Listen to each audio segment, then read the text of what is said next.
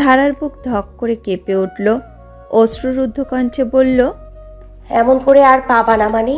তুমি এভারেস্ট জয় করে ফিরে আসবে, তারপর সবাইকে নিয়ে ঘরে তুলবা, কথা দিছো। বিভোর অপরাধী মুখ করে বলল, আচ্ছা আচ্ছা, কাঁদতে হবে না, আমি ফিরবো। ধারার ঠোঁট কাঁপছে কান্নার দমকে। বিভোর অবাক স্বরে বলে, এমন করে কাঁদছো কেন? বলছি তো ফিরবো। তো তুমি ওইটা বললা কেন? বিভোর ধারা নাক টেনে বলে, বলছি তো সরি, আর বলবো না। ধারা আহ্লাদে গদগদ হয়ে বলে, যেভাবে কাঁদাইছো সেভাবে আদর করো এখন। বিভোর দুই ভ্রু ঈষৎ কুচকায়, বলল, শাড়ি পরে সামনে দাঁড়াতে লজ্জায় মরে যাও, আর এভাবে প্রকাশ্যে নতুন প্রেমের প্রথম দিন বরের কাছে আদর চাইতে লজ্জা লাগে না?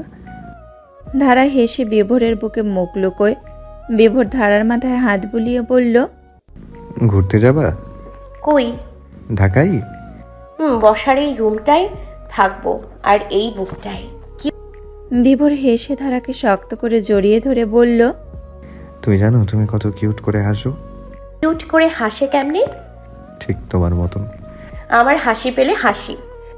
বিভোর ধারার চুলে বিলি কেটে দেয়। ধারা বলল, আমি কিন্তু সারাদিন তোমাকে ফোনে টেক্সটে জ্বালাবো, বিরক্ত হবা না? আচ্ছা, হব না বিরক্ত। কোনো মেয়ের দিকে তাকাবা না। তাকাইও না। আসছে সাধু। ধারা, হুম। যত খারাপ পরিস্থিতি আসুক ভয় পাবে না, ভেঙে পড়বে না। মনে রাখবা আমি আছি। আমার সহজে কিছু চয়েস হয় না, যখন হয়ে যায় কারো সামর্থ্য থাকে না কেড়ে নেয়ার, সেখানে তুমি আমার জীবনের খুবই গুরুত্বপূর্ণ, মূল্যবান, প্রিয় মানুষ।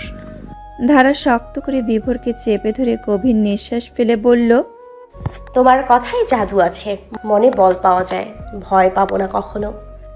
বিভোর আচমকা ধারাকে বুকের উপর তুলে নেয়। 2-1 সেকেন্ড সময় নিয়ে পাশে শুয়ে দিয়ে নিজে ধারার মুখের উপর নত হয়। ধারার রগে রগে শিরশিরে ভালো লাগার যন্ত্রণা শুরু হয়। বিভোর ধারার ঠোঁটে ঠোঁট বসিয়ে জোরে নিঃশ্বাস ফেলে। দীর্ঘ 1 মিনিট সময় নিয়ে ধারাকে ছেড়ে দেয় বিভোর। দ্রুত উঠে নেমে যেতে গিয়ে বুঝতে পারে ধারার শাড়ি পেঁচিয়ে গেছে পায়ে। মিনিটখানেক সময় নিয়ে শাড়ির বেড়াজাল থেকে মুক্ত হয়। রুম থেকে বের হতে হতে বলল, রেডি হয়ে নাও, বের হব। ধারা আশাহত হয়ে কিছুক্ষণ শুয়ে থাকে। সে বুঝেছে বিভোর নিজের উপর আস্থা রাখতে পারছে না, তাই বের হতে চাচ্ছে। ধারা বিভোরের মতকে সায় দেয়, লাগেজ থেকে কাপড় বের করে পরে নেয়, চুল ঝুটি করে বেরিয়ে আসে। বিভোর এমনভাবে হাসে যেন কিছুক্ষণ আগে কিছুই হয়নি। বলল, চলো। সিঁড়ি ভেঙে নামতে নামতে ধারা বলল, যাবো কই? Bike ride. ধারা উল্লাসিত হয়ে যায়, বলল, ওয়াও। সকাল 7টা। বিভোর ভোরে উঠে রান্না শুরু করেছে। রান্না শেষ করে এসে দেখে ধারা এখনো রেডি হয়নি। বিভোর তাড়া দেয়, ধারা দ্রুত রেডি হও, পরে ট্রেন ধরতে পারবা না। ধারার চোখ রাখা শূন্যে, কিছুতেই যেতে ইচ্ছে হচ্ছে না বিভোরকে ছেড়ে। বিভোর আবার তাড়া দেয়, প্লিজ ধারা দ্রুত রেডি হও, নয়তো কিন্তু আমি জামা চেঞ্জ করাবো। ধারা জানে বিভোর এটা কখনো করবে না, তাই নিস্তরঙ্গ গলায় বলল, আচ্ছা করো। বিভোর হকচকিয়ে যায়। ধারার মন সে বুঝতে পারছে। তার নিজেরই বুকটা চিনচিনে ব্যথায় বিষধর হয়ে উঠেছে। বিভোর ধারার পাশে বসে ধারার এক হাতে হাত রেখে বলল, নেক্সট মাসে শীতের ছুটি আছে অফিসে, আমি রাজশাহী যাব তখন। আজ তুমি চলো। অফিসে যাওয়ার কথা ছিল শনিবার, আজ সোমবার, 2 দিন যাইনি। এমনিই ভেজাল করবে, চাকরি চলে যাওয়ার সম্ভাবনা আছে। আগামী বছর আমার কতগুলি টাকা দরকার জানোই। এখন যদি টাকাটা চলে যায় কেমন হবে? সায়নকে তোমার সাথে পাঠাচ্ছি, ওরেও নিতে চাচ্ছ না। আমি একা চলাচলে অভ্যস্ত, তোমাকে যেতে বলছে কার? জানি। প্রমিস, আমি খুব দ্রুত রাজশাহী আসবো। আর তো কয়টা দিন। রেডি হও। হচ্ছি। বিভোর বেরিয়ে যায়। ধারা চোখের কোণে জল মুছে রেডি হয়। বিভোর বাথরুমে এসে মুখ ধুতে থাকে। বারবার চোখটা ভিজে যাচ্ছে। ধারা দেখলে আর যেতে চাইবে না। এমনি অনেক কাঠখড় পুড়িয়ে রাজি করানো হয়েছে। 8টায় ওরা রেল স্টেশনে এসে পৌঁছায়। আর 15 মিনিট তারপর ট্রেন ছেড়ে দেবে। বিভোর ধারাকে সিটে বসিয়ে নেমে যায়। দোকান থেকে চকলেট পানি এনে দেয়। যথাসময়ে ট্রেন ছাড়ে। বিভোর জানালা দিয়ে ধারার হাত ধরে রাখে। ধারা অনেকক্ষণ ধরে থেমে থেমে কেঁদে উঠছে। বিভোর বোঝাচ্ছে না কাদার জন্য। ধারা কিছুতেই শুনছে না। ট্রেন দ্রুত গতিতে চলা শুরু করেছে। বিভোর আর তাল মিলিয়ে দৌড়াতে পারছে না। ধারা বলে, প্লিজ আর দৌড়াইও না, হাত ছাড়ো। বলো কাঁদবে না। কাঁদবো না। Love you. ধারা কেঁদে উঠল। বিভোর বলে, কাঁদছো কিন্তু। না না না, আর কাঁদবো না। বিভোর ধারার দিকে একবার তাকায় বিভ্রম নিয়ে, তারপর হাত ছেড়ে দেয়। ট্রেন চোখের পলকে চলে যায় অনেক দূর। বুকটা শূন্যতায় খাঁ খাঁ করে ওঠে। বিভোর অশ্রুরুদ্ধ কণ্ঠে বিড়বিড় করে, তুমি আমার বৃষ্টি ধারা। ধারা ট্রেন থেকে লাফিয়ে নামতে গিয়েও নামেনি। বিভোর যে বারবার বলে দিয়েছে বাড়ি ফিরতে। সে সিটে এসে হাত দিয়ে মুখ ঢেকে ফুপিয়ে কেঁদে উঠল। মেঘের আড়ালে যেমন জলজল করা সূর্যটা লুকিয়ে পড়ে, তেমনই ধারার হাসি লুকিয়ে পড়েছে গোমট মুখের আড়ালে। অন্যবার বাড়ি ফিরেই বাড়িটাকে মাথায় তুলে ফেলে। ভাইদের সাথে খুনসুটিতে মেতে ওঠে। সে কাজজুরের বকা শুনে চুপচাপ দাঁড়িয়ে থেকে এরপর ইনিয়ে বিনিয়ে ক্ষমা চায়। আর কখনো হবে না কথা দেয়। কিন্তু আজ তেমন কিছুই করল না। বাড়িতে ঢুকে সবাইকে একবার দেখে নিয়ে চুপচাপ নিজের রুমে ঢুকে পড়েছে। এতে সবাই অবাক। বাকিরা অতটা পাত্তা না দিলেও সাফি ব্যাপারটা হজম করতে পারছে না। কিছু তো আছেই। আজ যে সোফায় বসতে বসতে হুঙ্কার ছাড়েন, নবাবজাদি আসছে, কথাও বলল না। এত সাহস কই পেল? এই যে তোরা তোরা 3 ভাই ওর কলিজাটা এমন বড় বানাইছস। ধারার বড় ভাই সামিত বলল, সবাই প্লিজ আমাকে কিছু বলবা না, আমি ওটা কখনো বলি নাই বাড়ি থেকে পালাইতে। আজিজুর কড়া চোখে ছেলের দিকে তাকান, বলেন, তোদের বলি ওরে নজরে নজরে রাখতে, সেটাও পারিস না। এত বড় দামড়া ছেলেদের চোখে ফাঁকি দিয়ে এইটুকু পুচকে মেয়ে কিভাবে পালাই? আমি কি বুঝি না সবসময় যে এর পিছনে তোদের হাত থাকে, তোরা সাহায্য করিস ওরে পালাতে। বইনের কি বিয়া দেওয়া লাগবো না? আজীবন পালবি? সাফায়েত বিরক্তি নিয়ে বলল, বিশ্বাস করো বাবাই, আমি কখনো ওরে পালাতে সাহায্য করি নাই। মাত্র অফিস থেকে আসছে, প্লিজ ঘরে যাইতে দাও। যা যা, ঘরে যা, বইয়ের আসলের তলে যা। বোনটা এমন মন খারাপ করে বাসায় ঢুকছে, কই ওর রুমে যাবি তা না, নিজের ঘরে যাইতে পাগল হইয়া রইছস, যা। সাফি চুপচাপ শুনছে। সে কথা বলতে চায় না। কথা বললে মুখ ফসকে ক্লু দিয়ে দিতে পারে সবসময় যে সে সাহায্য করে ধারাকে। সামিত সাফায়েত কিছু বলল না আর। দুইজন ধারার রুমের দিকে এগোয়। পিছু পিছু সাফি আসে। ধারার রুমের সামনে এসে বন্ধ দরজা পায়। সাফি ডাকল, টুইঙ্কেল দরজা খোল। এরপর সাফায়েত বলল, পরি দরজা খোলো, কি হয়েছে তোর? ভাইয়াকে বল। টুইঙ্কেল। পরি। সামিত দরজায় জোরে টোকা দিয়ে বলল, সিদরাতুল দরজা খোল। 5 মিনিট পর ধারা দরজা খোলে। ক্লান্ত ভঙ্গিতে বলল, ফ্রেশ হচ্ছিলাম ভ্রাতারা। সাফায়েত বলল, গুমট মুখ বানা রাখছিস কেন, কি হয়েছে? সামিত বলল, কই ছিলি এতদিন? সব ঠিক আছে? কোনো অঘটন ঘটছে? কেউ কিছু বলেছে? বাবারে বাবা, ধীরে ধীরে প্রশ্ন করো না। মাথা ব্যথা, তাই মনটা খারাপ, আর কিছু হয় নাই। আর এতদিন ফুপির বাসায় ছিলাম, বাবাকে বইলো না। সামিত ফোঁস করে প্রশান্তির দীর্ঘশ্বাস ফেলল। ধারার কপালে চুম্বু এঁকে বলল, খুব মিস করেছি রে। ডাইনিংয়ে যা, আমিও আসছি। সামিত চলে যায়। সাফায়েত ধারার মাথায় হাত রেখে মৃদু হাসে। ধারাও হাসে। তারপর সাফায়েত চলে যায়। ধারা দেখে সাফি এখনো তাকিয়ে আছে, তাও সরু চোখে। ধারা অপ্রস্তুত হয়ে ওঠে। সাফির কাছে কিছু লোকানো যায় না কখনো। সাফি সন্ধিহান কণ্ঠে বলল, কি হয়েছে বলতো, মিথ্যা বলবি না। ধারা মিথ্যে বলতে গিয়েও বলল না। গোপনে দীর্ঘশ্বাস ছাড়ল। বলল, বাধ্য করো না মিথ্যা বলতে। সত্যটা বলতে পারবো না, তবে একদিন বলবো, প্রমিস। সাফি কিছুটা আহত হয়। ধারা কখনো এভাবে তাকে বলেনি।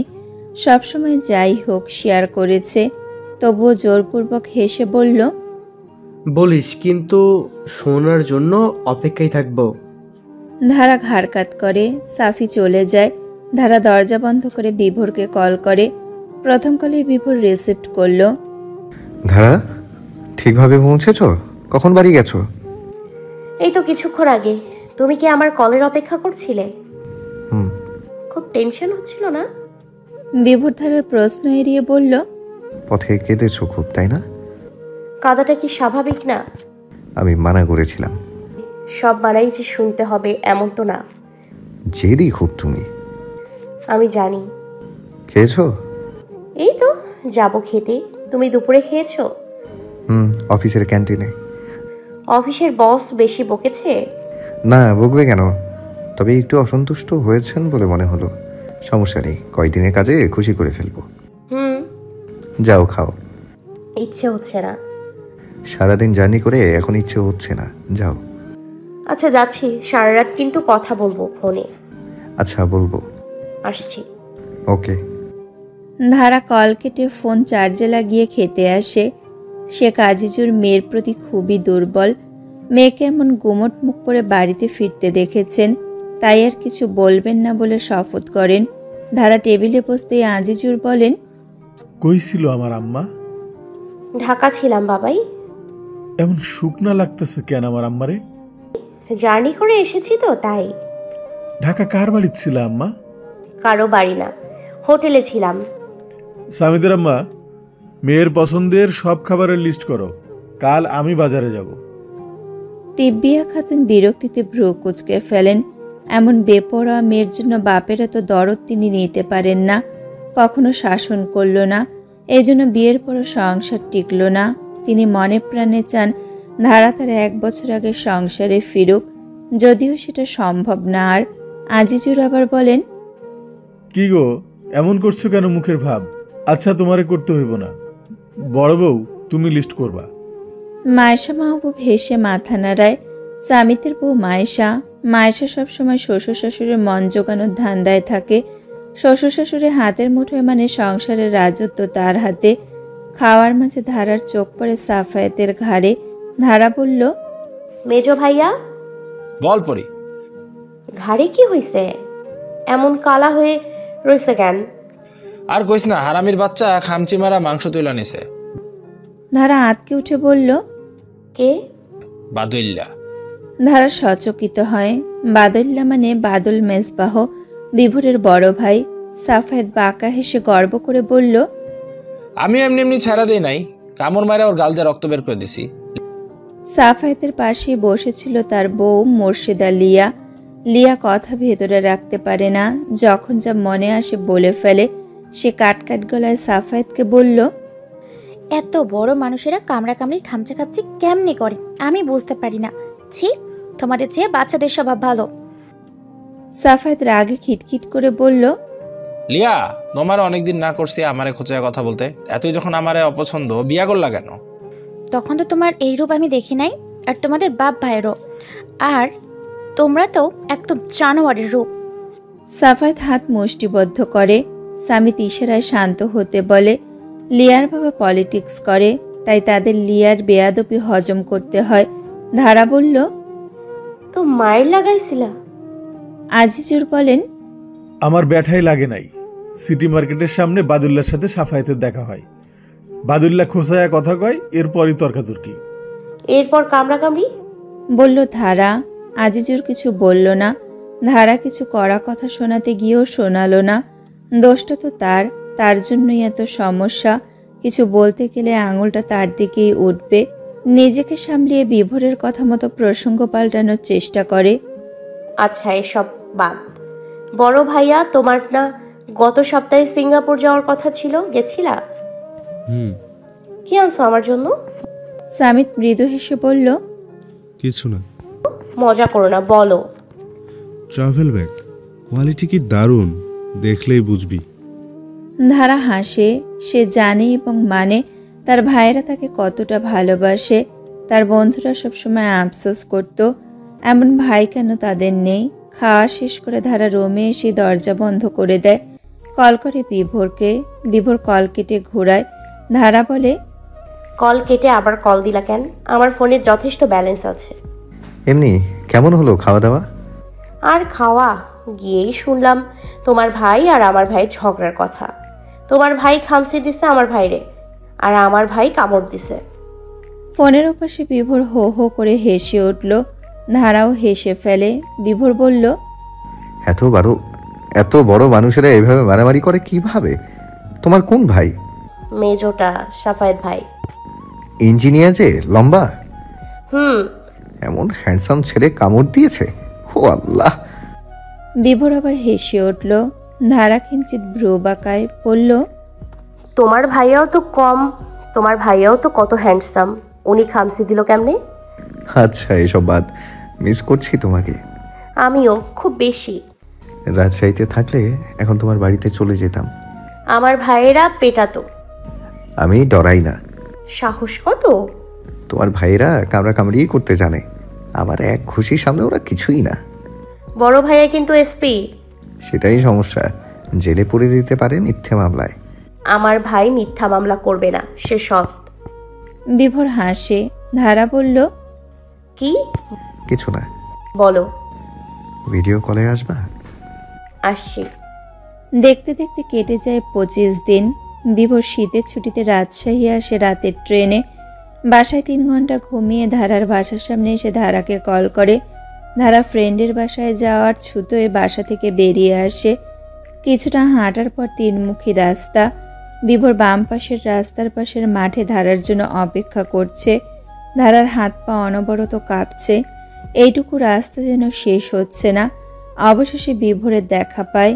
বিভোর দাঁড়িয়ে ফোন টিপছে। ধারার বন্ধ হৃদয়ের দরজা যেন মুহূর্তে খুলে যায়। কোথা থেকে আওলা বাতাস উড়িয়ে দেয় চুল। দৌড়ে এসে ঝাঁপিয়ে পড়ে বিভোরের বুকে। বিভোর আচমকা আক্রমণে কেঁপে ওঠে। এরপর শক্ত করে 2 হাতে জড়িয়ে ধরে ধারাকে। কয়েক সেকেন্ড পর ঘোর লাগা গলায় বিভোর বলে, আমার কি মনে হচ্ছে জানো ধারা? ধারা পারে মোহময় গলায় বলল, কি? মনে হচ্ছে চারদিকে বৃষ্টি নেমেছে, চারপাশটা স্নিগ্ধতায় ভরপুর, ঝিরি ঝিরি আওয়াজও আসছে। তোমার স্পর্শ বৃষ্টির মতো কাজ করছে, কি অদ্ভুত। ধারা বিভোরের কথা শুনে আরো শক্ত করে জড়িয়ে ধরে। এভাবে এত প্রেমময় কণ্ঠে কেন কথা বলে বিভোর? ধারার হৃদয়ে যে তোলপাড় হয় প্রচণ্ড জোরে সোরে। বিভোর বলল, মানুষ দেখছে পাগলি, ছাড়ো, হুম।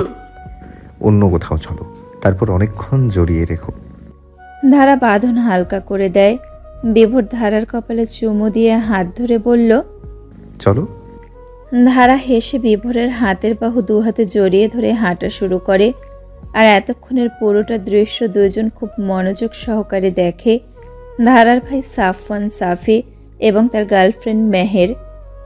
আঙুলে আঙুল জড়িয়ে পাশাপাশি বসে আছে 2 জন। আবহাওয়া শীতল, রিক্সা ছুটছে অজানা গন্তব্যে। ধারা মুখ তুলে বিভোরের দিকে তাকায়। বিভোর ভ্রু উঁচিয়ে প্রশ্ন করল, কি? ধারা বলল, কই যাচ্ছি আমরা? জানি না। ড্রাইভারকে কি বললা? বলছি সন্ধ্যা হওয়ার আগ পর্যন্ত যেদিকে চোখ যায় চলুন। ধারা হাসল। বিভোর ধারার কপালে থাকা চুলগুলো সরিয়ে বলল, ইচ্ছে ছিল বউকে নিয়ে পুরো বিকেল রিক্সা দিয়ে ঘোরার, ঠিক তাই হচ্ছে। কি সৌভাগ্য আমার। ধারা প্রথমে হাসল, তারপর মুখ ম্লান করে বলল, আমি সেদিন না পালালে অনেক আগেই তোমার সব ইচ্ছে পূরণ হতো, তাই না? সেসব কথা বাদ। ধারা সরাসরি বিভোরের দিকে তাকায়। তুমি খুব ভালো। পালানো নিয়ে এখনো অবধি ছোট করে কথা বলনি। বিভোর মৃদু হাসল। ধারাকে এক হাতে জড়িয়ে ধরে বুকে মিশিয়ে নিয়ে শান্ত কণ্ঠে বলল, শীতের কাপড় পরে আসুনি কেন? উত্তেজনায় মনে ছিল না। বিভোর জ্যাকেট খুলে ধারাকে পরিয়ে দিতে নেয়। ধারা আটকায়, বলে, তোমার শীত লাগবে। তোমার চেয়ে কম লাগবে। প্লিজ। বিভোর আর কিছু বলল না। ড্রাইভারকে বলল, সামনে একটা শপিং মল আছে না ভাই? ড্রাইভার বলল, হ্যাঁ ভাই। 10 মিনিটের জন্য থামাবেন। ড্রাইভার মাথা নাড়ায়। ধারা বলল, শপিং মল কেন? শীতে তো কাঁপছো। বাসায় অনেক শীতের কাপড় আছে, আর লাগবে না।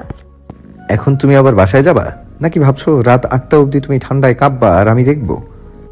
ধারা বিরক্তিতে চয়ের মতো উচ্চারণ করে, তারপর হেসে বিভোরের বাহুতে মাথা রাখে।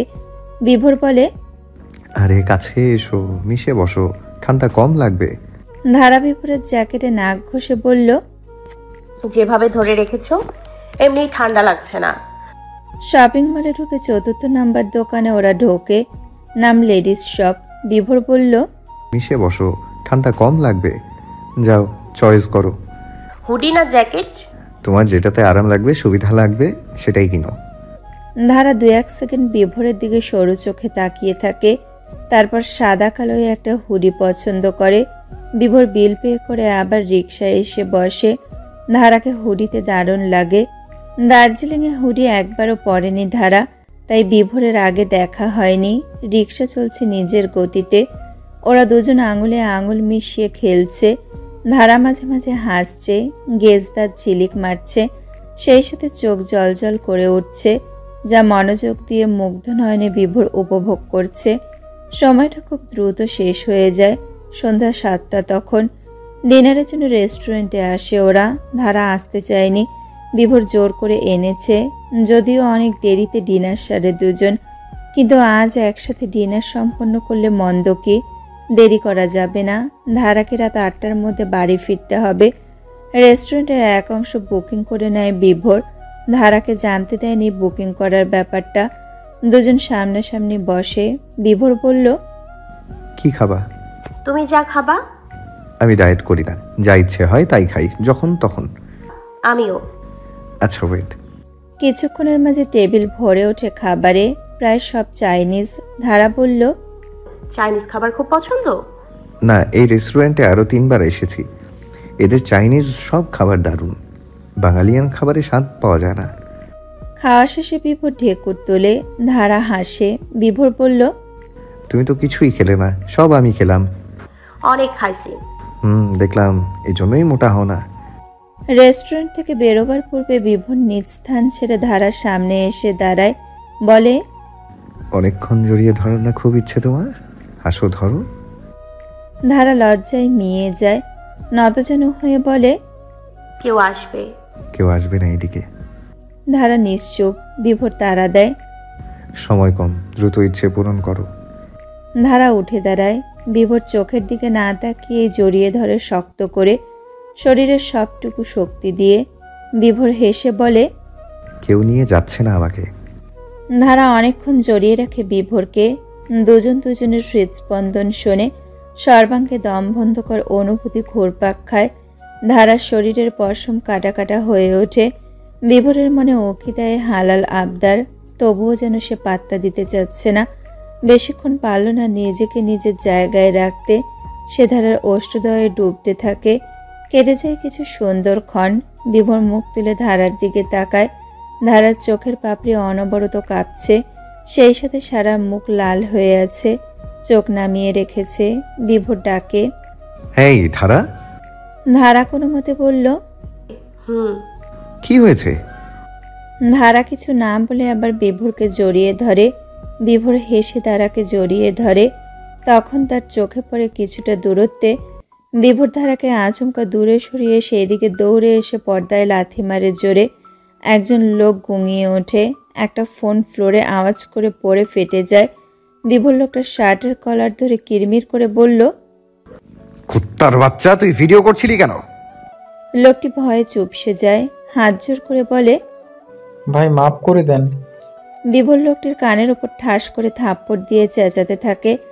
আওয়াজ শুনে রেস্টুরেন্ট কর্মকর্তা দুইজন দৌড়ে আসে। বিভোর লোকটিকে অনবরত ঘুষি দিতে থাকে। ধারা দৌড়ে এসে বিভোরকে ধরে, আটকানোর চেষ্টা করে। বাকি কর্মকর্তারাও চেষ্টা করে, কিন্তু লাভ হয় না। বিভোর একসময় ছেড়ে দেয় লোকটিকে। ততক্ষণে রেস্টুরেন্টের মালিক চলে এসেছে। তিনি বলেন, স্যার, ব্যাপারটা খুলে বলুন প্লিজ, কি করেছে ও? বিভোর রাগ কন্ট্রোল করে বলল, আপনার এই কর্মচারী আমাদের মধ্যে কি হচ্ছে না হচ্ছে সেসব ভিডিও করছিল আড়াল থেকে। মালিকের মুখটা চুপসে যায়। তিনি কর্মচারীর দিকে কটমট করে তাকান। তারপর বিভোরকে রিকোয়েস্ট করে বললেন, সরি স্যার, আপনাদের যথাযথ সম্মান না দেওয়ার জন্য আমি ওর বিরুদ্ধে ব্যবস্থা নেব। তবে প্লিজ স্যার, এসব বাইরে বলবেন না, আমাদের রেস্টুরেন্টের নাম খারাপ হবে, প্লিজ স্যার। বিভোর কিছু বলল না। ফ্লোরে থাকা ফোনটার উপর রাগে কয়েকবার জোরে লাথি দেয়। ভেঙে চুরমার করে দেয় ফোন। মেমোরি বেরিয়ে আসে, সেটাও ভেঙে দেয়। তারপর বিল মিটিয়ে ধারাকে নিয়ে বেরিয়ে পড়ে। ধারা হতবাক, হতবিহ্বল। কত খারাপ মানুষ! এত উন্নত আধুনিক একটা রেস্টুরেন্টে এমনটা কিভাবে হয়? কিছু কর্মচারীর জন্য রেস্টুরেন্টের বদনাম হয়। এদিকে বিভোর রাগে ফুসফুস করছে, কিছু বলতে ভয় পাচ্ছে ধারা। বাড়ি ফেরার পথে ধারা ভয়ে ভয়ে বলল, রাগ কমছে? বিভোর তাকায়। ধারা ঢোক গিলে বিভোর ধারার ভীতু মুখ দেখে হাসে, বলে, কমেছে। একটা প্রশ্ন করি? করো। ভিডিও কেন করছিল? আমাদের মাঝে তেমন কিছু হয়নি যা যা দিয়ে ব্ল্যাকমেল করা যাবে। তাহলে একটা ছেলে আর একটা মেয়ে কাছাকাছি থাকলেই এদের চলে। এসবই এরা ভিডিও করে ফেসবুকে ভাইরাল করে। আর ভিডিওর ওপর জঘন্য ক্যাপশন তো আছেই। ভাবো তোমার ভাইদের হাতে ভিডিওটা গেলে কি হতো। এরকম ছ্যাঁচড়ামি করে কোনো লাভ নেই। তবুও এরা করবে। মানুষকে হেনস্থা করতে এরা পছন্দ করে। জুতো দিয়ে পিটিয়ে শরীরের চামড়া তুলে দিতে ইচ্ছা হয় এদের। আর দোষ আমারই। বাইরে নিজের উপর এমন আস্থা হারানো মোটেও ঠিক হয়নি। আবার রেগে যাচ্ছ কিন্তু। বিভোর দু হাতে মুখ ঢেকে গভীর দম ফেলে। তারপর ধারাকে দু হাতে জড়িয়ে বুকে নিয়ে আসে। ধারা বুকে মাথা রেখে চোখ বন্ধ করে। রাত 9টায় বাড়ির সামনে সিএনজি থামে। ধারা এইদিক ওইদিক তাকিয়ে দেখে কেউ আছে কিনা। দেখে কেউ নেই। বিভোর ধারার কপালে চুমু দিয়ে বলল, যাও। ধারা বলল, সাবধানে যাবা আর বাড়ি পৌঁছে কল দিবা। দেবো পাগলি। ধারা গেটের ভেতর ঢুকে যায়। সিএনজি ছেড়ে দেবে তখন আবার ধারা বেরিয়ে আসে। বিভোর সিএনজি থেকে নামে। ধারা দৌড়ে এসে জড়িয়ে ধরে। বিভোর বলে, এই কি করছো? তোমার বাড়ির সামনে আছি, ভুলে গেছো? কেউ দেখবে তো। ধারা বিভোরকে ছেড়ে দেয়। আসি বলে আড়াল হয়ে যায়। বিভোর নিজের বুকের বাঁ পাশে হাত রেখে গভীর নিঃশ্বাস নেয়। রাত 11টা। ধারার রুমের দরজায় করাঘাত। ধারা বিভোরের কল কেটে দরজা খুলে সাফি গম্ভীর মুখ করে ঘরে ঢোকে। বিছানার উপর বসে। ধারাকে সামনে এসে বসতে বলে। ধারা বিব্রত হয়ে উঠল। গলদ লাগছে তার। সাফির সামনে এসে বসে। সাফি সরাসরি চোখ রাখে ধারার চোখে। ধারা বিভ্রান্তি নিয়ে চোখ সরিয়ে নেয়। সাফি গম্ভীর গলায় বলল, ছেলেটা বিভোর ছিল তাই না? ধারার চোখ কোটর থেকে বেরিয়ে আসতে চাইল। হৃৎপিণ্ড মুহূর্তে জোরসে চলা শুরু করছে। গলা শুকিয়ে আসে। সাফির এমন গম্ভীরতা কেন তা দিনের আলোর মতো স্পষ্ট হয়ে গেল ধারার কাছে। সাফি আবার বলল, কিরে কথা বল। ধারা ঢোক গিলে নিজেকে সামলায়, মাথা নাড়ায়। সাফি গম্ভীরতা কণ্ঠে রেখেই প্রশ্ন করল, দেখা হলো কোথায়? ভেঙে বলবি? দিশারি আপুর ফ্রেন্ড বিভোর। কথা ছিল দিশারি আপুর সাথে আর আপুর বয়ফ্রেন্ডের সাথে দার্জিলিং যাব। যাবার পথে জানতে পারি বিভোর আপুর ফ্রেন্ড, আর তখনই দেখা হয়। 1 সপ্তাহ তাহলে একসাথেই দার্জিলিং ছিলি, তখন প্রেম হয়? ধারা মাথা নাড়ায়। হাত পা অনবরত কাঁপছে। সাফি এবার বলল, পানি খা। ধারা পানি খেয়ে বলল, ভাইয়া ও খুব ভালো। 1 মাসের পরিচয়ে বুঝে গেলি? কিছু মানুষকে বোঝা যায় না আজীবন একসাথে থেকেও, আর কিছু মানুষকে একদিনের পরিচয়ও চেনা যায় ভাইয়া। বড় হয়ে গেছিস। সরি ভাইয়া, ভুল হয়ে গেছে। তো তোকে ওর বাড়িতে তুলছে না কেন? ওর ফ্যামিলি বা আমার ফ্যামিলি কি মানবে? তাহলে প্রেম করে কেন তোর সাথে? শোধ নিতে প্রেম করছে? না ভাইয়া, ও আমাকে সত্যি ভালোবাসে। বিয়ের রাতেই পালাইছস, এরপরেও ভালোবাসে? নাটক এসব। তোমরা যেমন মেনে নিতে পারো আমাকে, ও এমনিই মেনে নিছে। এত বিশ্বাস? হুম। তোর সাথে খেলতেছে। দেখবি ওর বাড়িতে কখনো তোর জায়গা দিবে না। কয়েকদিন ব্যবহার করবে, এরপর ছেড়ে দিবে। ধারা প্রবল আত্মবিশ্বাসের সাথে দৃঢ় গলায় বলল, ভাইয়া প্লিজ এভাবে বলিও না। আর আমি বলছি, ওর মতো ছেলে কোটিতেও একটা পাবা না। এত আত্মবিশ্বাস? অন্ধবিশ্বাসের জন্য না ঠকে যাস? ঠকবো না, হয় মরবো নয় ওর ঘরে ঢুকবো, বউয়ের অধিকার নিয়ে, ভালোবাসা নিয়ে। সাফি সীমাহীন আশ্চর্য হয়। তারপর বিপন্ন গলায় বলল, কিছুদিনের ব্যবধানে নিজের সত্তা হারিয়ে ফেলেছিস তুই। হারাইনি, যদিও হারিয়ে ফেলি সেটা বিভোরের কাছে হারিয়েছি, আর ওর কাছে আমার যে কোনো আমানতই সুরক্ষিত। সাফি উঠে দাঁড়ায়। ধারা পেছন থেকে বলে ওঠে, বাসার সবাইকে সব বলে দিতে যাচ্ছ? সাফি ঘুরে দাঁড়ায়, এগিয়ে আসে। ধারার মাথায় হাত রেখে বলে, টুইঙ্কেল আমার সুখী হ। কথা শেষ করে সাফি বেরিয়ে যায়। ধারা ঝিম মেরে মিনিট কয়েক বসে থাকে। সে বুঝতে পারে সাফি অভিমান করেছে। অনেক আগে থেকে কথা ছিল যাই হয়ে যাক একজন আর একজনকে সব জানাবে। সাফি যখন যা হয় জীবনে সব ধারাকে বলে, কিন্তু ধারা জীবনের এত বড় এক সত্য এতদিন লুকিয়ে রাখতে পেরেছে। সাফির অভিমান তো হবেই। খোলা জানালা দিয়ে বাতাস ঢুকছে শাঁ শাঁ করে। ধারার আজ মন ভালো নেই, ঠান্ডায় হাতের পশম কাটা কাটা হয়ে আছে, তাতেও ভ্রুক্ষেপ নেই তার। ফোনটা বেজে ওঠে। ধারা উঠে বসে ফোন ধরে। মন খারাপ? না। কণ্ঠটা আলগা। একটু। কেন? কাল একটা অনুষ্ঠানে যেতে হবে, দেখা হবে না, অথচ তুমি এর পরের দিনই ঢাকা চলে যাচ্ছ। মন খারাপ হবে না? আমি যেতে চাই না, বাবাই জোর করছে। বিভোর 1 সেকেন্ড সময় নিয়ে বলল, আমিও কাল ব্যস্ত থাকবো। ধারা আগ্রহ নিয়ে বলল, সত্যি? ধারা জিজ্ঞাসা করতে ইচ্ছে হচ্ছে কেন ব্যস্ত থাকবে বিভোর, কিন্তু করল না। 2:30 অবধি ফোনে কথা বলে দুজন ঘুমিয়ে পড়ে দুপ্রান্তে। মেয়র রাজ্জাক রহমানের মেয়ের বিয়ের ইনভাইট রক্ষার্থে এসে ধারার চোখ কপালে, সাথে হাতও। একই বাড়িতে শেখ বংশ ও সৈয়দ বংশ মুখোমুখি। সাফায়েত সামিদ ব্রজরা কুচকে ফেলে বাদল এবং তার বাবা সৈয়দ দিলওয়ার হোসেনকে দেখে। বাদল সাফায়েতকে জিভ দেখিয়ে উল্টো দিকে হাঁটা শুরু করে। সাফায়েতের শরীর জ্বলে উঠল। ইচ্ছে হয় এক্ষুনি গিয়ে বাদলের ঘাড়ের চামড়া ছিঁড়ে নিতে কামড় দিয়ে, কিন্তু করল না।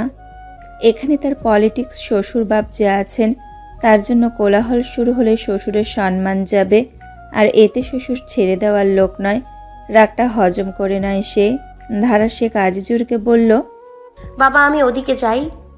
আজিজুর বলেন, এখানে কাল সাপ আছে, সাবধানে থাকবি, কখন ছবল মেরে দেয় বুঝবি না। বিরক্তিতে ধারা দীর্ঘশ্বাস ছাড়ল। তারপর অন্যদিকে হাঁটা শুরু করে। তার উদ্দেশ্য বিভোরকে খোঁজা। বিভোর এই দিকেই কোথাও আছে হয়তো। হন্যে হয়ে খুঁজেও বিভোরের দেখা পেল না সে। দোতলায় উঠে আসে। বিয়ে শুরু হবে আরও কিছুক্ষণ বাদে। ঘোরাঘুরি শেষে বারান্দায় পেরিয়ে যখন নিচে নামতে যাবে, চোখে পড়ে গেটের দিকে। বিভোর সাদা পাঞ্জাবি পায়জামা পরা, পাঞ্জাবির উপরে ব্ল্যাক কোটি, চুল খাড়া করা, চোখে সানগ্লাস। কি হ্যান্ডসাম লুক। ধারা মুগ্ধ হয়, তারপরে জেলাস ফিল করে। এখানে কত লুচু মেয়ে আছে, নজর দেবে। আর এত ভাব মেরে কেন বিয়েতে আসতে হবে? ধারা দ্রুত নেমে যায়। বিভোর গেট পেরিয়ে বাগানে ঢোকার পূর্ব মুহূর্তে একটা কাগজের টুকরো এসে পায়ের কাছে পড়ে। বিভোর এদিক ওদিক তাকায়, কাউকে দেখতে পায় না। কাগজ খোলার আগ্রহ বোধও করল না। কাগজের টুকরো পিছনে ফেলে রেখে সামনে এগিয়ে যায়।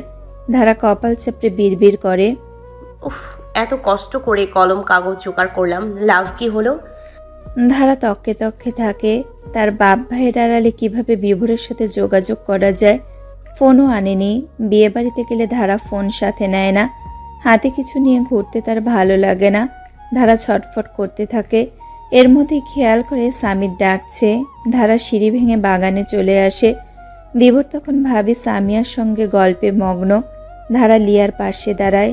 লিয়া বারবার জিজ্ঞাসা করছে তাকে কেমন লাগছে। ধারা উত্তর দিচ্ছে, তবে বিভোরের দিকে তাকিয়ে। লিয়ার চোখে কয়েকক্ষণ পর ব্যাপারটা ধরা পড়ে, তবে সে নিশ্চুপ থাকলো। সামিয়া ধারাকে দেখে বিভোরকে ভ্রু চেয়ে ইশারা করে পেছনে তাকাতে। বিভোর ঘাড় ঘুরিয়ে তাকায়। বিভোর তাকাতেই ধারা চোখ সরিয়ে নেয়, ব্যস্ত হয়ে পড়ে। লিয়ার কানের দুল দেখে, শাড়ি দেখে, প্রশংসা করে। বিভোর হতভম্ব। ধারা এখানে? বিভোর সানগ্লাস খুলে পুরোপুরি ঘুরে দাঁড়ায়। ধারাও তাকায়। দুজনে মুচকি হাসে। কিছু বলতে চাচ্ছে দুজনই, কিন্তু পারছে না। ধারা ইশারা করে অন্যদিকে আসতে। বিভোর ঘাড় নাড়ায়।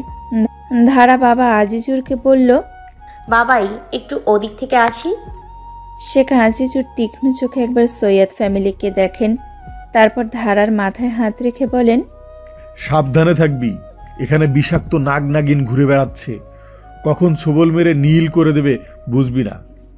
ধারা হাসবে না কাঁদবে ঠাউর করতে পারল না। বিভোরের দিকে একবার তাকিয়ে অন্যদিকে সরে যায়। 2-1 মিনিট পর বিভোর সুযোগ বুঝে জায়গা থেকে কেটে পড়ে। বিভোর ধারার কাণ্ড দেখে সামিয়া এবং লিয়া দুইজনই মৃদু হাসে। এর মাঝে দুইজনের চোখাচোখি হয়। সৌজন্যতা রক্ষাতে দুইজন আবার হাসল। সামিয়াকে রাজশাহী এসেই সব বলে বিভোর, এবং লিয়া হালকা অভিমানে আছে। ধারা তার কাছে এই ব্যাপারটি শেয়ার করল না। মাঝপথে সাফির সাথে দেখা হয় ধারার। সাফি হেসে বলে, কিরে টুইঙ্কেল, কই ছুটছিস? ধারা কিছু বলার পূর্বেই সাফি দেখে বিভোর এই দিকেই আসছে, বুঝে ফেলে, মুচকি হাসে। সেদিন সাফির অভিমান ভাঙাতে ধারা কি কান্নাকাটি যে শুরু করেছিল আর দার্জিলিংয়ে হওয়া সব কিছু বলে। এরপর থেকে সাফির বিভোরকে ভালো লাগে। ধারাকে কিছু বলতে না দিয়ে সাফি বলে, আজ আমার কাজ আছে, কই যাচ্ছিস যা, সাবধানে থাকিস। আরে সাফি দ্রুত হেঁটে চলে যায়। এর মধ্যে বিভোর আসে। ধারার হাতের কবজিতে শক্ত করে ধরে বাড়ির অন্য পাশে ছোটে। ধারা বিল্ডিংয়ের দেয়াল ঘেঁষে দাঁড়িয়ে এবং বিভোর কিছুটা দূরত্বে দুহাত ভাঁজ করে ধারার দিকে তাকিয়ে আছে। ধারা হেসে বলে, কি দেখছো? সাজগোজের প্রথম দেখছি। তো বেশি সুন্দর, আসমানের পরি জমিনে যেন পা রাখ। ধারা লজ্জায় লাল হয়ে যায়। লজ্জাকে আড়াল করার বৃথা চেষ্টা করতে করতে বলল, বিয়ের রাতে দেখছো প্রথম মনে নেই? সেদিন খেয়াল করিনি, এখনো মনে করতে পারি না সেদিন কেমন লেগেছিল, তাই আজই প্রথম। কিছুক্ষণ পিনপতন নীরবতা। এরপর ধারা নখ খোঁচাতে খোঁচাতে বলল, বিবাহিত ছেলেদের হ্যান্ডসাম লুক নিয়ে বিয়ে বাড়িতে আসা আইনে নিষেধাজ্ঞা করা হোক। বিভোর জোরে হেসে ওঠে, রসিকতা করে বলে, ইনডাইরেক্টলি আমাকে হ্যান্ডসাম লাগছে বলছো, রাইট? ধারা নিশ্চুপ। বিভোর রসিকতা করে এদিক ওদিক তাকিয়ে আবারও বলল, বুঝলা, মেয়ে খুঁজছি প্রেম করার জন্য। বিয়ে বাড়িতে অনেক সুন্দরী মেয়ে থাকে, কিন্তু পাচ্ছি না। ধারা 2-1 সেকেন্ড বিভোরের দিকে তাকিয়ে থাকে, তারপর ঘুরে হাঁটা শুরু করে চলে যাওয়ার জন্য। তখনই বিভোর হাতে ধরে আটকে ফেলে। সাথে সাথেই ধারা চিৎকার করে ওঠে, wow wow wow, what a scene! একদম মুভির সিন। নায়িকা চলে যেতে চাইবে, নায়ক হাতে ধরে আটকিয়ে দেবে। তুমি নায়ক, আমি নায়িকা। ওয়াও! ধারা লাফালাফি দেখে বিভোর হতবিহ্বল। 23 বছরের একটা মেয়ে কেমন করে লাফাচ্ছে, আবার লেহেঙ্গা পরে, কানের দুল টিকলি, হাড় দুলে দুলে ঝনঝন আওয়াজ তুলছে, সেই সাথে চুড়ি ও পায়েলের রিনিঝিনি সুর, সব মিলিয়ে অদ্ভুত শোনাচ্ছে বিভোরের কানে। সাফায়েত সামিতের পাশ ঘেঁষে দাঁড়ায়, তারপর কানে কানে বলে, বিভোর ছেলেটা কিন্তু ফাটাফাটি। সামিত চোখ গরম করে তাকায়। সাফায়েত চুপসে যায়। দূরে তাকিয়ে দেখে বাদল একটা চেয়ারে পায়ের উপর পা তুলে বসে তার দিকে তাকিয়েই হাসছে। সাফায়েত একটা চেয়ার জোগাড় করে সেও একই স্টাইলে বসে। বাদল এবার অন্য স্টাইলে বসে। সাফায়েত আবারও কপি করে বাদলকে। বাদল ছোট ইটের টুকরো কুড়িয়ে সাফায়েতের দিকে ছুঁড়ে মারে। সাফায়েতের নাক বরাবর এসে লাগে টুকরোটি। সে হন্যে হয়ে আর একটা বড় টুকরো খোঁজা শুরু করে। ছোট পাথর খুঁজে পায়, ছুঁড়ে মারে বাদলের দিকে। বাদল চেয়ার থেকে উঠতে গিয়ে হুমড়ি খেয়ে সামিয়ার পায়ের কাছে পড়ে। সাফায়েত দাঁত 32 পাটি বের করে কিটকিট করে হেসে ওঠে। একজন লোক দৌড়ে এসে বাদলকে তুলতে চাইলে বাদল ধমকে ওঠে, লাগবে না, আমি উঠতে পারি একা। বাদল উঠে দাঁড়ায়। অনেকের মনোযোগ তার ওপর। 2-3টা মেয়ে বারবার তাকিয়ে দেখছিল তাকে। এমন সময় পড়ে গেল। বিরক্তিকর। তবে সে প্রতিজ্ঞা করে সাফায়েতকে ছাড়বে না। নিজেকে স্বাভাবিক করে শান্ত ভঙ্গিতে দাঁড়ায়। বউ স্টেজে চলে এসেছে। বাদল নিজেকে স্বাভাবিক প্রমাণ করতে সামিয়ার সাথে কয়েকটা সেলফি তুলে। সাফায়েত বাদলের পাত্তা না পেয়ে অন্যদিকে মনোযোগ দেয়। তখনই বাদল একটা কাগজ কলম জোগাড় করে সেখানে লেখে, 2 দিন ধরে কিছু খাই না, 10টা টাকা ভিক্ষা দেন। এরপর কাগজটা একটা ওয়েটারের কাছে দিয়ে ওয়েটারকে সব বুঝিয়ে দেয়। বিনিময়ে 1000 টাকা দেয়। ওয়েটার সাবধানে কোল্ড কফি দেওয়ার বাহানায় সাফায়েতের পিঠে কাগজটি লাগিয়ে আসে। বউয়ের ভাইয়ের সাথে সেলফি তুলতে সাফায়েত স্টেজে ওঠে। তখনই আশেপাশের মানুষেরা খিলখিলিয়ে হেসে ওঠে। সাফায়েত ঠাউর করতে পারে না এদের হাসির কারণ, তাই নিজেও হাসে। সেলফি তোলা শেষে সামিতের পাশে এসে দাঁড়ায়। তখনই সামিত চোখ মুখ বিকৃত করে বলে, মানুষ তোকে নিয়ে হাসছিল, পিঠে এটা কি লাগাইছিস? নিজেকে জোকার বানাতে ভালো লাগে তোর? সাফায়েত চমকে ওঠে। পিঠে হাত দিয়ে কাগজের নাগাল পায়। কাগজটা টেনে হাতে নেয়। লেখাটি দেখতেই মেজাজ বিগড়ে যায়। বাদলের দিকে তাকায়। বাদল হাসছে, মানে ওরই কারসাজি। সাফায়েত আচমকা ক্ষুধার্ত বাঘের মতো বাদলের দিকে ছুটে এসে বাদলের শার্টের কলার ধরে বলে, তুই এটা করছস না? বাদল মুহূর্তে রেগে গিয়ে সাফায়েতের চুল মুষ্টিবদ্ধ করে ধরে। সাফায়েতের মাথা ব্যথায় দপদপ করে ওঠে। বাদলের শার্টের কলা ছেড়ে দু হাতে বাদলের দুই কান খামচে ধরে। শুরু হয় মহিষ লড়াই। বাদলের চাচাতো ভাই সৈয়দ দেলোয়ার, শেখ আজিজুর, সামিত একে একে সবাই যুদ্ধে নেমে পড়ে। শেখ আজিজুর চেঁচিয়ে বলেন, হারামজাদা বাদল্লি, আমার ব্যাটারে ছাড়, নইলে তোর 14 গোষ্ঠীরে জেলে পুরে দিব। আমি একসময় খ্যাতিমান আইনজীবী ছিলাম, ভুলা যাস না। সৈয়দ দেলোয়ার হুঙ্কার ছাড়েন, বাপের বেটা হলে করে দেখা, জন্ম তো দিছিস কটা বেজত বেটা বেটি। দেলোয়ারে আর একটা কথাও বলবি না। তুই চুপ থাক। বাদলের মা, তুমি আমাদের ড্রাইভার সুরজের জুতোটা নিয়ে আসতো, ওর জুতো অনেক গন্ধ। সৈয়দ লায়লা আঁতকে ওঠেন। 2 ঘন্টা জার্নি করে বাড়িতে যেতে হবে। তিনি কাঁদো কাঁদো হয়ে বলেন, পারবো না। মুহূর্তে বিয়ে বাড়িতে শুরু হয় কোলাহল, বিশৃঙ্খলা। সামিত ইতিমধ্যে কল করে পুলিশ ডেকে নেয়। সাংবাদিকরা মুহূর্তে সারা দেশে খবর ছড়িয়ে দেয় মেয়রের মেয়ের বিয়ে, তাই তারা তককে তককে ছিল। 1-2 সাংবাদিক আরও রস মিশিয়ে বলছেন, মেয়রের বাড়িতে 2 পরিবারের সংঘর্ষ। আমাদের ধারণা এরা পাগলা গারদ থেকে মুক্তিপ্রাপ্ত। আচরণ তাই বলছে। এখনো অবধি কেউ নিহত হয়নি, তবে খুব দ্রুত হবে আশা করা যাচ্ছে। বিভোর প্রায় অনেকক্ষণ যাবৎ এদের সামলানোর চেষ্টা করছে, কিন্তু পারছে না। বিভোরের চাচাতো বড় ভাই আসফাব আর সামিতকে দেখে মনে হচ্ছে এরা কুস্তি লড়তে নেমেছে। বাদল এবং সাফায়েত সেই যে চুল আর কান ধরেছে, ছাড়ার নাম নেই। সেই সাথে মুখে তো বিকৃত কথা আছেই। ধারার বাবা আর বিভোরের বাবা বিরামহীনভাবে তর্ক করে যাচ্ছে। শিক্ষিত মানুষেরা এমন হয়, 3-4 জন ছাড়া কেউ আটকাতেও আসছে না। ভিডিও করাতে ব্যস্ত সবাই। সম্মানিত মেয়র সাহেব শিওর 2 ফ্যামিলির নামে মানহানির মামলা করবেন। গেটে পুলিশকে দেখে বিভোর সরে যায়। দৌড়ে বসে 2 হাত মাথায় ঠেকিয়ে দীর্ঘশ্বাস ফেলে।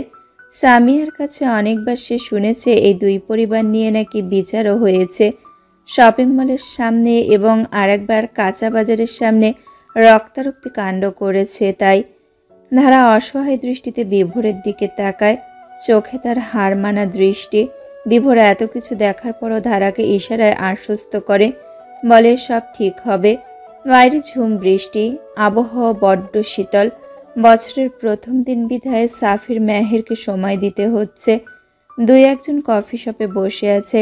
কথায় কথায় মেহের খুব সাবধানে প্রশ্ন করল, বাবু, তোমার বোন প্রেম করে যে ছেলেটার নাম কি? মোতাসিম মাহতাব বিভোর। Nice name. তুমি না বলতা তোমার বোন প্রেম করে না, আর কখনো করবে না, এখন ঠিকই করে।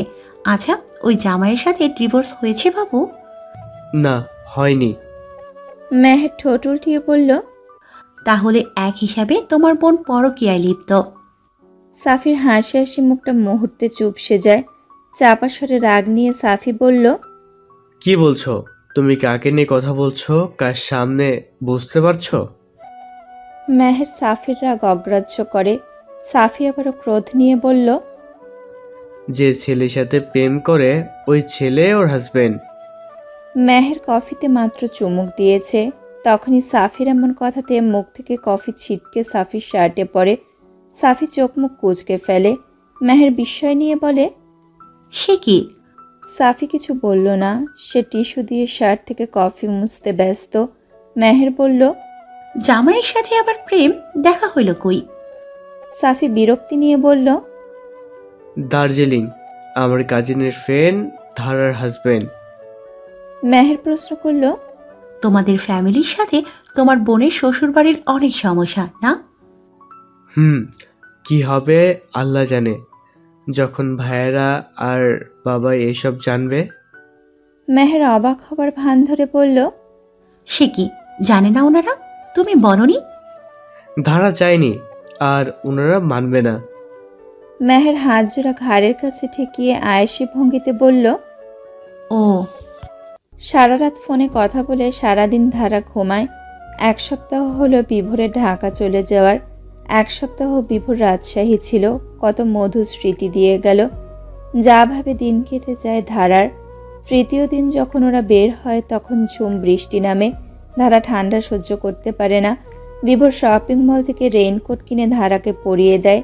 তারপর দুইজন বৃষ্টিতে ভিজে হাতে হাত রেখে, বিভোরের পরনে ছিল আকাশি রঙের শার্ট, প্রথম দুটো বোতাম ছিল খোলা। কি যে অসাধারণ লাগছিল বিভোরকে।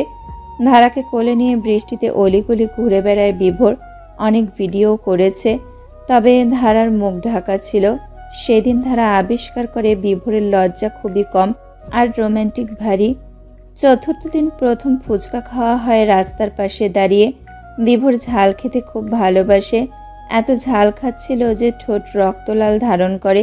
সেই মুহূর্তের অনুভূতি বর্ণনা করার ভাষা ধারার নেই।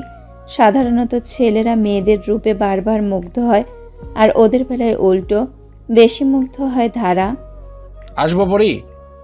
সাফায়েতের ডাকে ধারা সম্বিত ফিরে হেসে বলে, আসো ভাইয়া। সাফায়েত ধারার পালঙ্কের এক কোণে বসে, তারপর ধারাকে বলল, প্রেম টেম করিস নাকি? ধারা ভারী চমকালো, তারপর নিজেকে ধাতস্থ করে বলল, হঠাৎ এমন মনে হবার কারণ? সাফায়েত হেসে বলল, ইদানিং রাত 2টা-3টায় তোর রুমের সামনে দিয়ে যাওয়ার পথে ফিসফিসানি শুনতে পাই। আমি শিওর প্রেম করছিস। ধারা বুঝে যায় অস্বীকার করার পথ নেই, মিথ্যা কথা সাজাতেও পারছে না, তাই বুকে সাহস নিয়ে বলে, করি, বাট প্লিজ কে সে জানতে চেও না আপাতত। সময় হলে বলবো, প্রমিস। সাফায়েত ব্যথিত ভাব নিয়ে বলল, যাহ বাবা, আগেই না করে দিলি। আমি আরও যাগে, কাউকে ভালোবাসিস এটাই অনেক। এবার বিয়েটা হবে, খুব দ্রুত সময়টা নিয়ে আয়। অপেক্ষা আছি তোর বিয়ের। ধারা হাসলো। সাফায়েত উঠতে গিয়ে আবার বসে পড়ে। ধারার দিকে তাকিয়ে বলল, পরিটা যারে ভালোবাসছে সে কিন্তু অনেক লাকি পারসন। দেখতে এখন ইচ্ছে হচ্ছে, তবুও ধৈর্য ধরলাম। দ্রুত তার সাক্ষাৎ পাবো আশা করি।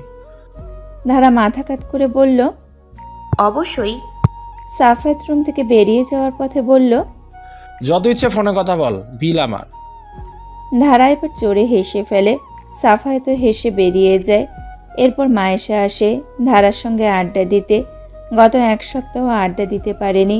পরিবারের সবার মন খারাপ ছিল। মেয়রের মামলাতে ফেঁসে যায় ওরা। মামলা নিয়ে অনেক কাহিনী হয়। সেসব সামলাতে গিয়ে পরিবারের প্রত্যেকটি সদস্য হিমশিম খায়। গতদিন সব ঠান্ডা হয়, মীমাংসা হয়। এলাকায় মুখ দেখানো দায় এখন। জানুয়ারি মাসের মাঝামাঝি সময় তখন। আকাশ আগুন রাঙা, সূর্য ডুবছে ধীরে ধীরে।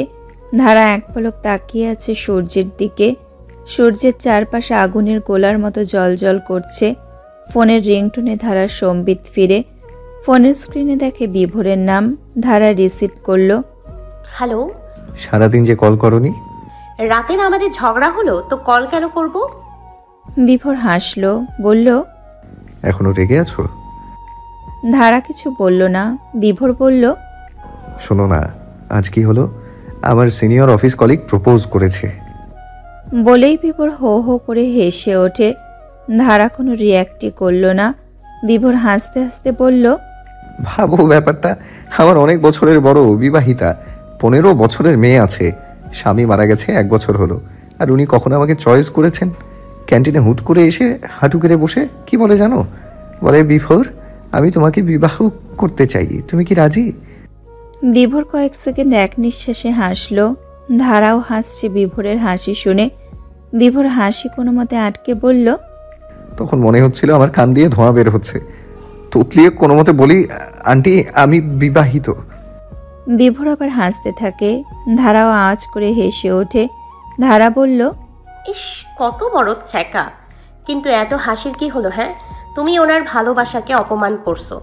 ভালোবাসতেই পারে। বিভোর ধারার কথা শুনে আরো বেশি হাসতে থাকে। ধারা ভ্রু কুঁচকে ফেলে। বিভোর বলল, এই আন্টিটা এর আগে আমার অফিস কলিগ রাজীব আর প্রণয়কে প্রপোজ করেছে। ধারা চোখ মুখ খিচে বলে, কি, ওনার কি মান সম্মান নাই? তোমার অফিসের বসই বা কেমন এমন একজনকে অফিসে রাখলো কেন? বসের চাচাতো বোন, তাই রাখছে। ছোট থেকেই নাকি ওনার মাথায় গন্ডগোল শুনেছি। ও, পাবনা জাতীয় কেস। বিভোর কণ্ঠে হাসি রেখেই বলল, যাই হোক, আমার লাইফের স্মরণীয় প্রপোজ ছিল এটা। বলেই বিভোর হাসা শুরু করে। ধারা বলে, আমি একটা কাহিনী বলি। বলো। তখন ক্লাস 9-এ পড়ি। সকাল 7টায় কোচিং করতে যেতাম। আমার ব্যাচে একটা ছেলে ছিল, নাম আসিফ। খুবই ব্রিলিয়ান্ট স্টুডেন্ট ছিল। সব সময় চোখে চশমা পরতো আর একটু বোকা ছিল মতো।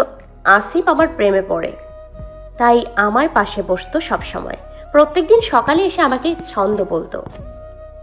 বিভোর আগ্রহ নিয়ে বলল, কি রকম? বলছি, দাঁড়াও। আমার পাশে এসে বসে চোখের চশমাটা ঠিক করে আমাকে গানের সুরের মতো ডাকতো। এই ধারা।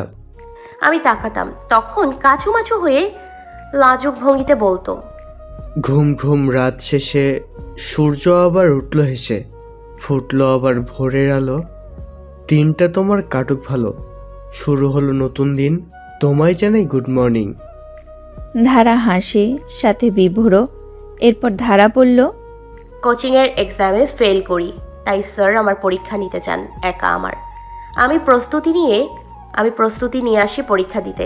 তখন ওই আসিফ আমার সামনে এসে দাঁড়ায়, কাচুমাচু হয়ে মুখটা লজ্জায় টমেটো করে বলছিল, আকাশের জন্য নীলিমা, চাঁদের জন্য পূর্ণিমা, পাহাড়ের জন্য ঝর্ণা, নদীর জন্য মোহনা, আর তোমার জন্য রইল শুভকামনা।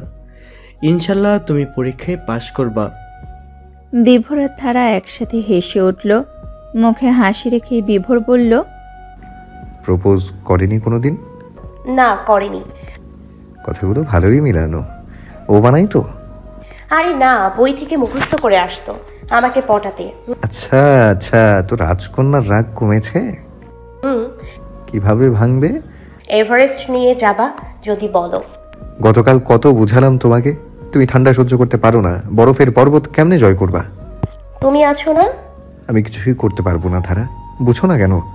তোমাকে সাহায্য করতে পারবে একমাত্র শেরপা, কিন্তু ওই প্রতিকূল রুখতে হবে তো তোমার। রুখবো। আর শেরপা কি? পর্বত শৃঙ্গের গাইড হিসেবে কাজ করে যারা, তাদের শেরপা বলে। এটা একটা উপাধি।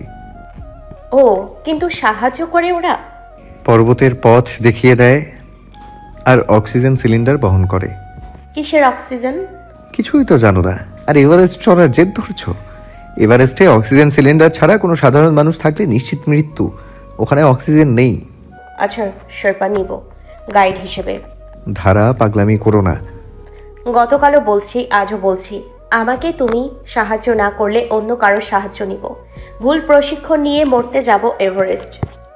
বিভোর রাগে চিৎকার করে ওঠে, ফোন করবা না আর আমাকে, এই জেদ যদি না ছাড়তে পারো। বিভোর কল কেটে দেয়। ধারা হতবাক হয়ে যায়। বিভোর বকেছে, গাল বেয়ে জল নেমে আসে।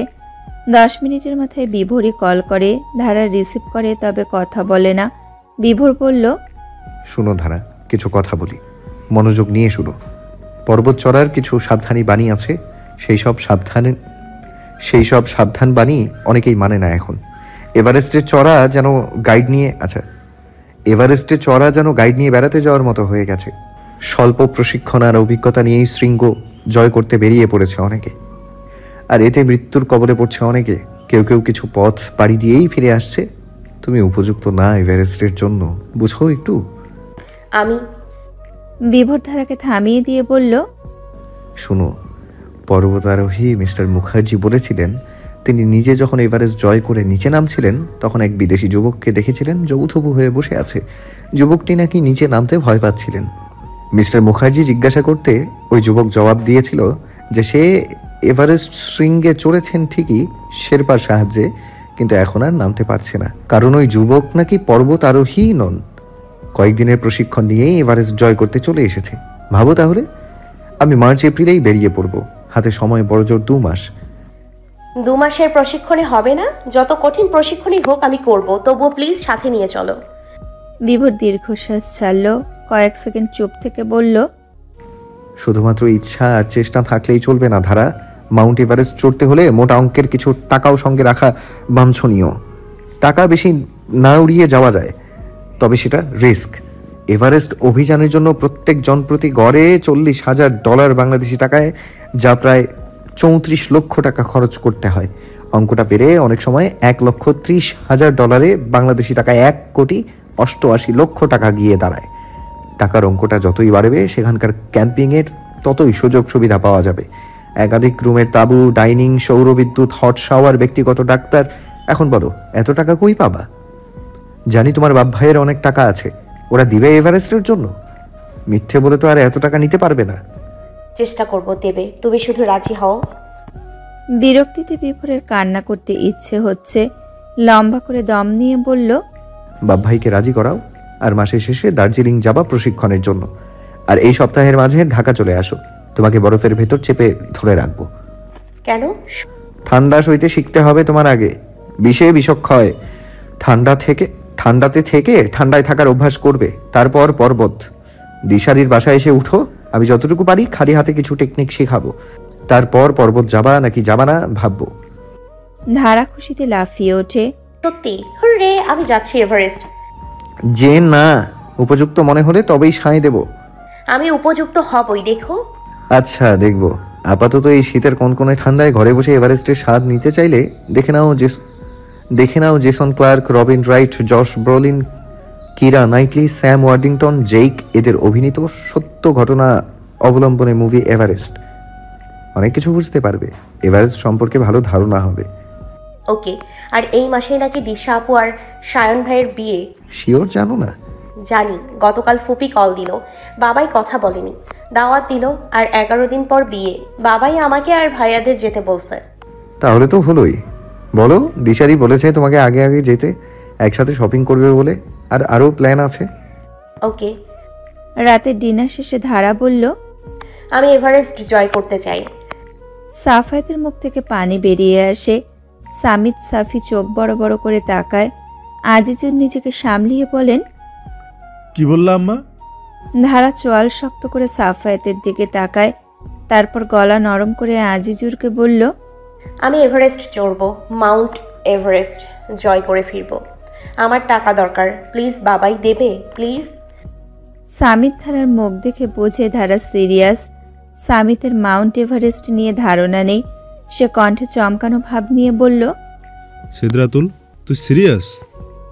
ধারা ভাইদের রিয়াক্ট দেখে কেঁদে দিবে অবস্থা। সত্যি কেঁদে ফেলে।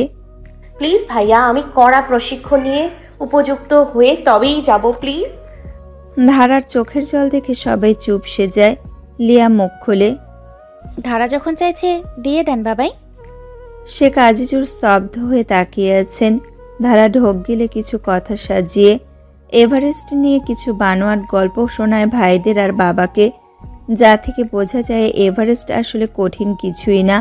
টাকা বেশি দিলেই নিরাপত্তা নিশ্চিত। সাফায়েত বলল, কত টাকা? ধারা মাথা চুলকাতে চুলকাতে সবাইকে এক নজরে দেখে নেয়। তারপর বলল, 40 লক্ষ হলেই হবে, চাইলে 1 কোটিও দিতে পারো। সাফির হিচকে ওঠে। মাইশা পানি এগিয়ে দেয়। সামিত বলল, এত টাকা দিয়ে কি হবে? জিনিসপত্র কিনতে হবে। পারমিট নিতেই 17 লক্ষ লাগে। শেরপাদেরও টাকা দিতে হয়, আবার অক্সিজেন সিলিন্ডার কিনতে হবে। এর আগে প্রশিক্ষণ নিতে হবে। 20,000 ফুট উচ্চতায় ওঠার অভিজ্ঞতা অর্জন করতে গিয়ে টাকা লাগবে, আরও অনেক কিছু। আজিজুর আর 3 ছেলে একজন আর একজনের দিকে তাকায়। ধারার দম আটকে আসছে মনে হচ্ছে। যদি না করে দেয়, ধারা দ্রুত উঠে দাঁড়ায়। মায়ের মাথায় হাত রেখে দ্রুত বলে ফেলে, এভারেস্ট থেকে ফেরার পর আমার কাছে বিনিময়ে যা চাইবা তোমরা দিব। এই যে আম্মুর মাথায় হাত রেখে বলছি। তিব্বিয়া খাতুন আকস্মিক ঘটনায় হতভম্ব হয়ে যান। তিনি ঝটকা মেরে ধারার হাত সরিয়ে দেন। ধারা দৌড়ে এসে আজিজুরের পায়ে পড়ে বিলাপ করে ওঠে, বাবাই প্লিজ প্লিজ আমাকে অনুমতি দাও আর টাকা দাও। ভাবো, তোমার মেয়ে এভারেস্ট জয় করে ফিরছে, কত সাংবাদিক আসবে, নিউজে খবর ছড়াবে, সবাই বলবে শেখ আজিজুরের মেয়ে, কত কিছু হবে, তাই না? এই যে এখন তোমার সম্মান নাই সমাজে, তখন আমি জয়ী হয়ে ফিরলে সম্মানে আকাশে উঠতে পারবা। আর সৈয়দ বাড়ির মানুষরা বুঝবো তুমি কেমন হীরার টুকরা মেয়ে জন্ম দিছো। প্লিজ আমি প্রমিস করছি, বিনিময়ে যা বলবা শুনবো। ধারার কথা আজিজুরের মনে লাগে। তিনি মেয়েকে তুলে বলেন, ওকে যা দেব, জয়ী হয়ে ফিরবি, কিন্তু তখন দেখিস ওই সৈয়দ বংশের মুখে কি চুলকানিটা পড়ে। হ্যাঁ, যে মেয়েকে তারা দুর্ছাই ভাবে, সেই মেয়ে এভারেস্ট জয় করে ফিরবে, ভাবা যায়? শেখ আজিজুরের চোখে ভেসে ওঠে সৈয়দ দেলোয়ার শেখ আজিজুরের পায়ে পড়ে তার মেয়েকে বউ করতে চাইছে। উফ, ভাবতেই বুকটা ফুলে যাচ্ছে গর্বে। ধারা খুশিতে গদগদ হয়ে বাবাকে সালাম করে। এরপর বলে, আমি কাল ঢাকা যেতে চাচ্ছি বাবা। দিশা আপু কল করছিল, কয়দিন পর তো বিয়ে, আমাকে একটু আগে থেকেই চাইছে পাশে। যা, সাবধানে থাকবি। এভারেস্ট বিশ্বব্যাপী সব বয়সী মানুষের কাছে চরম উত্তেজনার মাপকাঠি। ধারা ছুটছে এভারেস্টে চড়ার উপযুক্ত হওয়ার লক্ষ্যে। উত্তেজনায় তরতর করে কাঁপছে ভেতরটা। এই তো গতকাল রাতেই সে স্বপ্ন দেখে বিভোর এবং সে বাংলাদেশের পতাকা হাতে নিয়ে এভারেস্টের চূড়ায় দাঁড়িয়ে আছে, ঠোঁটে জয়ের হাসি। তখনই ঘুমটা ভেঙে যায়। ট্রেন এসে থামে ঢাকা রেল স্টেশনে। ট্রেন থেকে নেমে বিভোরের মুখটা দেখতে পায়। এই মুখটা এত প্রিয়। ধারা লোকচক্ষু পরোয়া না করে দৌড়ে এসে ঝাঁপিয়ে পড়ে বিভোরের বুকে। বিভোর মৃদু হেসে জড়িয়ে ধরে। কয়েকজন লোক চোখাচোখে দেখছে। বিভোর ধারার মাথায় হাত রেখে বলে,